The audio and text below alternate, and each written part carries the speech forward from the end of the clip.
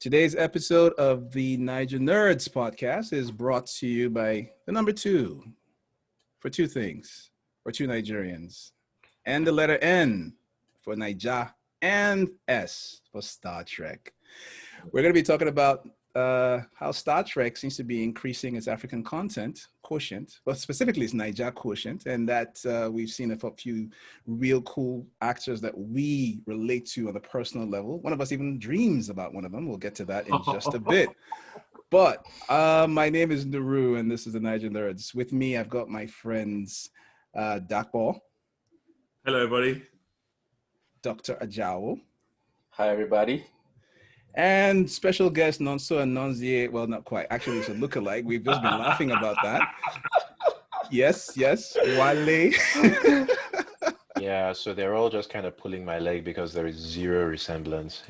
Hello, I'm Wale. Please look us up on YouTube and track his face down. Then hit us up in the comments if you think Wale looks like Nonso and Nonzie. Speaking of Nigerian actors who are doing great out there in the world, have you guys seen the news that David Ajala, who is Niger born, well, is he Niger born? I can't even tell. Was he born in Nigeria? Don't know. But Nigerian descended. We heard the news that he was cast last year, I think it was, in Star Trek Discovery. Yeah. And then a few days ago, some pictures were released where it shows him, scenes between him and his co-star. I forget her real name for some reason. So Tsunika. Just call Michael. Michael Burnham. Michael Burnham from Star Trek. What did you guys think when you saw that? Who's going to go first? I'll go first. Naturally. Really a big Trekkie. I mean, I was very pleased. And, I mean, putting the Niger aspect to one side is the fact that I've seen this guy previously in Supergirl. He was in a season of Supergirl as Manchester Black. Yeah. And he did a great job. And he had charisma coming out of his pores. And I quite enjoyed his take of Manchester Black. So when he was announced for the show, I was really, really happy. Mm-hmm. The fact that he's Nigerian, of Nigerian descendant, made a connection to me. And I thought, yeah, my fellow Niger guy. Yeah. I loved it. And then when you add him to Onyi, so already on the show we have I never know her rank, but Owoshegun is a Nigerian actress playing a Nigerian as well in the show itself, right? Which is quite. So at least we know Nigeria survives into the future. Yes. Yes, Nigeria is there in the Federation of Nigerians, and what makes me laugh is also one of the top directors on that show at the moment is Olatunde Olasami, who's also Nigerian, of Nigerian descent. You can't get any more Nigerian than that name, to be honest. That's very true.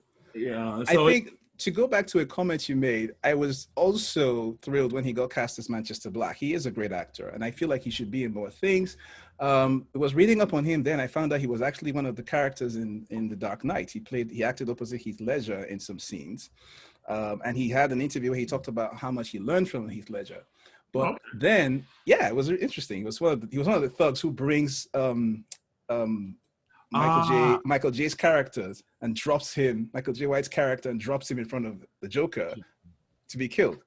So that whole sequence for me was interesting because I see him in that. I see him in Star Trek. Then I see him in Supergirl, and I see him in Star Trek, and I'm thinking, this guy's on the upward trajectory. Hopefully we're going to see him in bigger things. And I won't lie, it's because of him that I decided, all right, I'm going to go back and start watching Star Trek Discovery. and for those who are not Trekkies, I mean, Wale, have you seen Discovery yet? I don't know where you are. The two, Wale and Wale, have you? So I was a huge fan of Discovery when it started out. I liked Discovery when it was not cool to like Discovery. I think is one way to put it. But then I fell off the wagon at the beginning of season 2. I think at the beginning of season 2, Discovery became really weird. It became really strange, and eventually we discovered there was a bit of turmoil behind the scenes. Yeah, and it's sort of, I think it reflected in the quality of the show, and it became really difficult to watch. So I stopped watching it. And I think earlier on we were talking about Netflix shows that were aired weekly. I think Star Trek Discovery season 2 was one of those shows. It was aired weekly. Yeah, that's correct. Yes, yeah. Yeah. So I fell off the wagon then, and I haven't gotten back on since. I've heard it got better later on, but I just haven't been able to muster the strength to get back in. Yeah, so what Wally is referring to, there was actually literally, I think the first 5 episodes were by a creative team, and there was issues, and they all basically got sacked, and the season was completed by a whole different creative team. So yeah, there was a handover of teams in between the shows. You guys are scaring me because I'm still in season 1. So now I'm terrified. Am I going to enjoy season 2? So I think season 2 has got some great bits, but as Wale also mentioned, that there are, I think, what I call problematic areas. Oh, boy. As you guys say in England, oh bollocks. That's just not good. But I mean, let's not talk about the past. Going back to season 3, so season 3 is almost like a clean slate. Because what's going to happen now is Star Trek's going into a place we've not been before. They're now jumping almost 900 years into the future. Right. So this is untrust territory for any show. It's not a prequel. So this is brand new. They've got the opportunity now to set their own canon. And they don't have to worry about past canon, which a lot of time ties a lot of these shows down. Mm-hmm. And even Discovery itself was plagued by trying to fit in with established canon. So yeah. You know something, Dako? I would actually want to ask you a question around that. Because as someone who watches Star Trek because it's space stuff with lasers, and not being a hardcore Trekkie, I've always wondered why Star Trek Discovery had to do the thing it did, where it had to work so hard to claim to be in the original timeline rather than the quote-unquote Kelvin timeline. Why did it have to do that? I'm not gonna dwell on this because I don't want to get away from the Nigeria aspect. I'll just give you a quick answer, and offline I can give you a bit more details. I think the issue was they wanted Spock in the show. If that was my simple answer.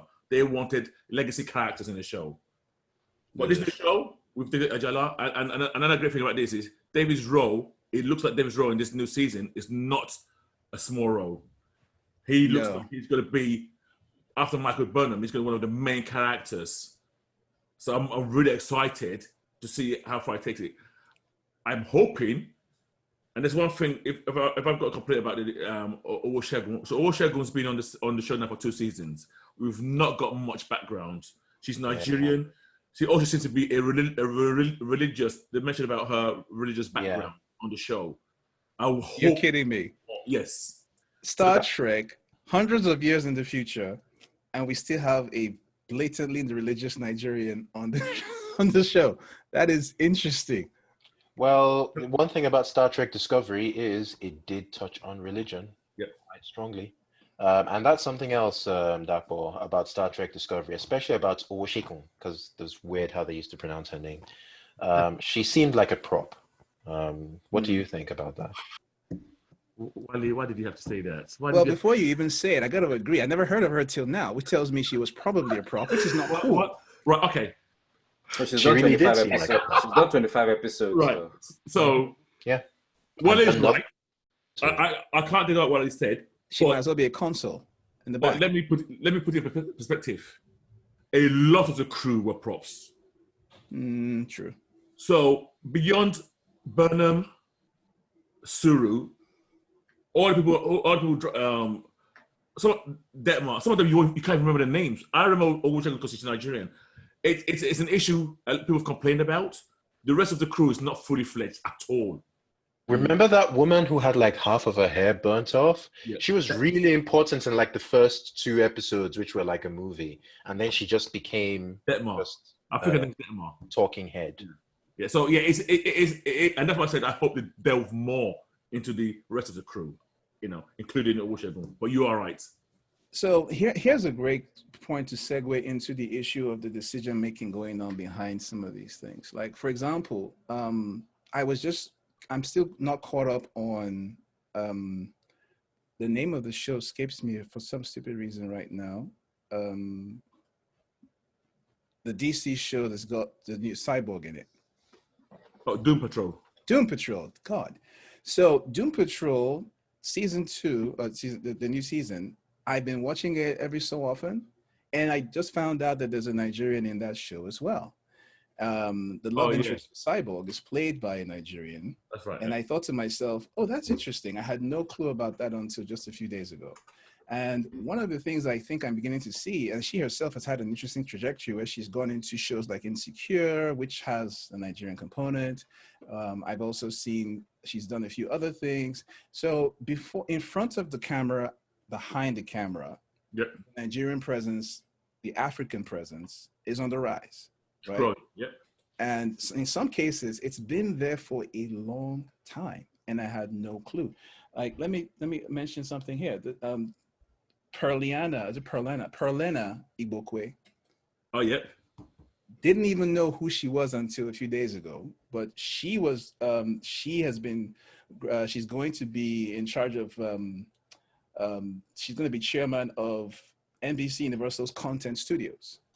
Right, basically making decisions on what becomes part of NBC Universal's lineup, and that's a Nigerian lady who's been in the industry for almost 30 years.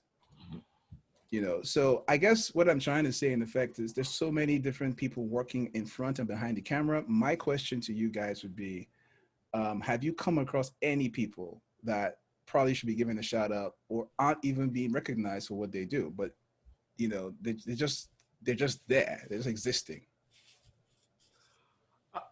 Right, so probably a poorly framed question. No, I totally understand. Now, so being a Nigerian, when credits roll, I tend to look at the credits to see and there are quite a few. Now, a lot of times, if I don't wait for the credit, I don't notice it. Now, Star Trek, I saw a lot of this because his name was prominently up there as a director, story writer, whatever you want to call it. Yeah, producer, director. Yeah, producer, director. So his name was prominent, and I noticed him. But you're right. The more you look at this, if you stay behind the credits, you see more and more of a presence behind the scenes, and I believe that's also influences what we see in front of the scene. I mean, I don't want us to go into John Boyega, but look at where John Boyega, you know, is one of the biggest, into my view, you know, Nigerian actors in one of the biggest franchises. We started out with him being front and center. I don't know. I'm not going to talk about. That's a topic for another day. Yeah, that's a whole different podcast. Yeah. But in the UK, and in the UK, so there's a thing where in the UK, Nigerian talent is everywhere on the TV. You can't get away from it. They're a big part of the UK. Now, I think because the UK also gives a lot of the talent to the US, what we're seeing now is a lot more of that coming across. Yes. That's my theory, basically. Yeah, exactly. I think that's true because one thing you'll notice is even though we've got a lot of Nigerian actors popping up all over the place, many times you find out that a lot of those Nigerians aren't from Nigeria. That is, they are not coming out of Nollywood. They're not coming out of the Nigerian industry. They're coming out of different industries. But they have Nigerian heritage and they have Nigerian names. So for instance, you mentioned David Ajala earlier on, Jay. He was actually born in Hackney.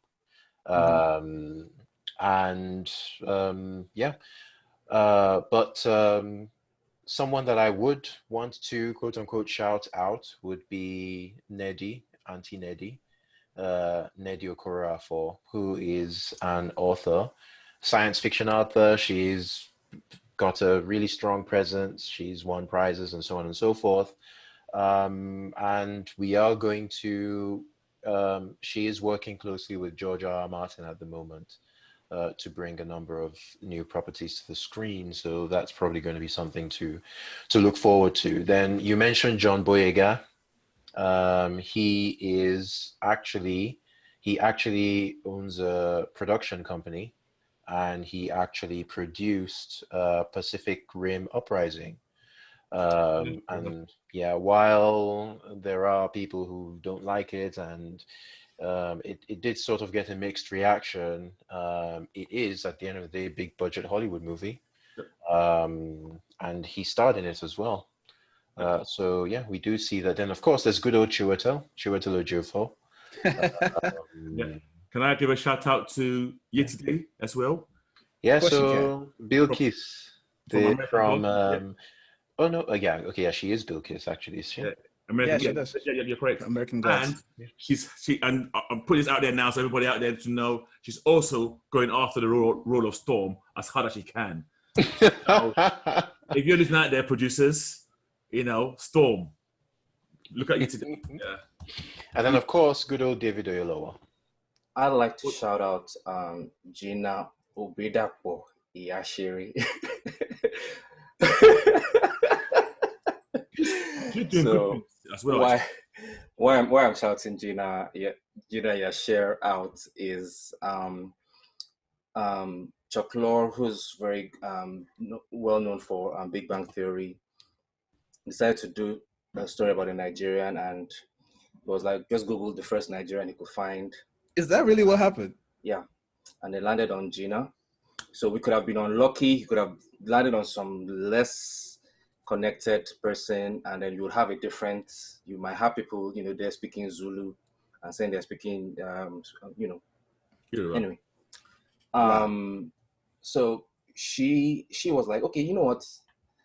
Initially she was skeptical, but she was like, okay, no, this is an opportunity. So she inserted herself. Now, to be fair, Gina herself, spent most of her life in the UK. She speaks with a British accent, so she doesn't have that real Nigerian accent, but she knows real Nigerians. She has a slightly exaggerated a portrayal of Nigerians, but it's still a legging. The fact that somebody was like, okay, it's gonna be about a Nigerian. Let's get real Nigerians on board. It's better than we've ever had in terms of representation. So right. I'll take They're it. speaking Yoruba openly on that show with subtitles. Yes, and that's good. Some people speak it with the proper accent. Some people don't, which is. I mean, we can't get it all on the first try. Well, to be fair, if you were brought up here, even if you are Nigerian born, your accent's likely to be shifted. I mean, there's people on the show. That's a very the guys who point. I really remember one of the funniest sequences was the sequence where the Nigerian workers at Bob's sock store were going back and forth about his romance and saying this guy is dealing with a Nigerian girl. He's in trouble. He doesn't know what he's getting himself into, and that whole sequence was hilarious. One of the things I think really stands out to me is the fact that these people are not just coming in as props, though. Like, check out Gina Yashir. Yeah. She came in and she's on credit. She's noted as a co-creator of the show. Yes. Because a lot of the components that go into it, she definitely brought a lot of the comedy naturally because she's hilarious. Yes. But then they also bring in the fact that she's adding to the authenticity. She's, really influencing the direction it's taking. And I think it also, in certain cases, reflects some of the real life tensions between, you're bringing people from outside America into American shows and movies and TVs, and they address some of that on the show itself. Like, they literally have tensions between her character and the Black American other nurse character, and they talk about some of that stuff openly in the show. And I found myself getting into conversations with people on Twitter who were trying to cancel the show, and I'm like, yeah, but why are you canceling the show? They're talking about the real thing, and it's going to evolve. You got to give room for that to evolve. Did you guys? I don't know if that's resonated with you, but it definitely resonated with me. I just love the fact that we have representation, kind of representation. Yeah. Right. So the only reason why I'm hesitating to answer this, and this is something personal to me, and I don't know about Wale. Gina Yashiri is from the UK. We've known her years and years ago, and she's been cancelled years and years ago. Let me be very frank. In the UK, cancelled? Did you say cancelled? Yeah. Well, not cancelled in a bad way in terms of she's no longer. She had a time of period where she was the thing. Yeah. But she's been superseded. Yes. I'm talking about almost a decade ago. I agree. I was quite surprised when I saw her come up in America. Oh, okay, great. Well, like you said, they Googled the first name. Yeah. He Googled Nigerian comic, and it was a stroke of luck. He had a show in the UK that I think must have run at least 2 seasons. I think 2 seasons before. There were loads of clips of her hanging around. We just kept running into social media clips of her years ago. That's how I got to know her. Where she's doing she would play the skits where they did these caricatures of Nigerian mothers, Nigerian aunties, and it was hilarious. I'm not gonna lie. It was overdone. Obviously, it was overacted, But then again, the Nigerian isn't Nollywood all about overacting, but a lot of that was hilarious to me, and I personally resonated with it because I'm like, we should be able to laugh at ourselves. So that wasn't a problem for me. So I'm happy for her if she can have a resurgence. You know, Yeah. great, good for her. But anyway, it's also proof that there's a lot of talent out there that is never going to be discovered. And oh my God, that is so true. It's sad. There is loads. Like there's people on the show that they have on the show who I read up on one or two of the actors there, and this guy's a lecturer in I think UCLA in acting school. You know, because they probably couldn't find that direction into being successful as an actor, so they got to go back. I mean, sometimes you got to work. Yeah, indeed. That's what you're about to say. No. I'm totally agreeing with you, and I think, especially that I Love Bob show, it's Is that what it's called over there? especially for America. Well, Bob Hatsabishala. I heard about. Sorry, yeah. I think it's a doorway. It's those kind of shows that tend to open what being Nigerian is to the general public, and even though it might be over exaggerated, For better, a lot of people who don't know Nigerians, this is how they start to learn to become what Nigerians are, and they become less threatening, and they become, and so to me, it's a plus, it's a positive. It's a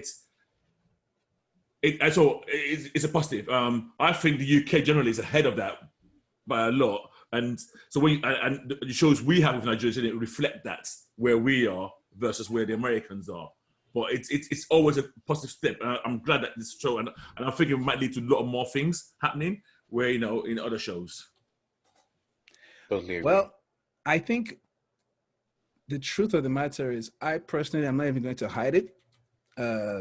I was thrilled to see a Nigerian in Star Trek. I was thrilled to find out there's another Nigerian in Star Trek. I'm like, Nigerians everywhere, baby. Let's do this thing.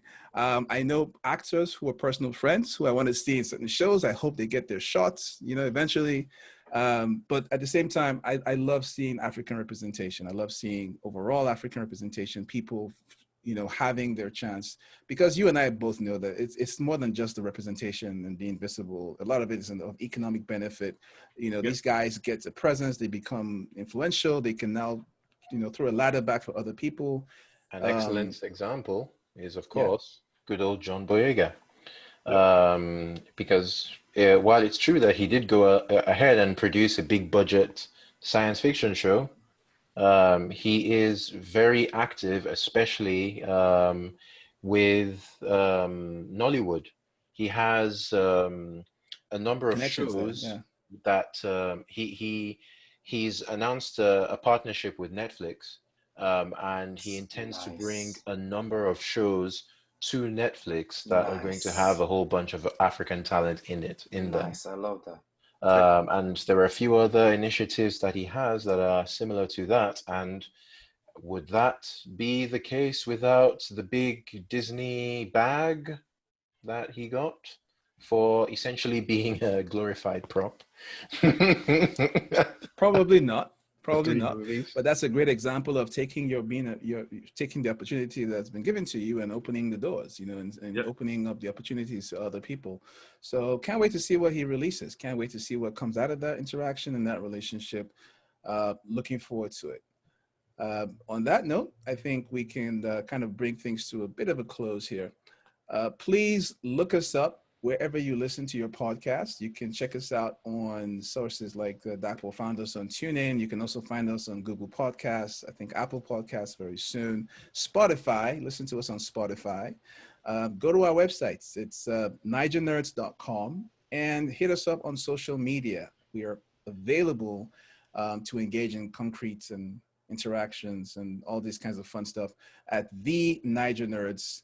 You guys, take care. Bye. Bye, everybody. See you later.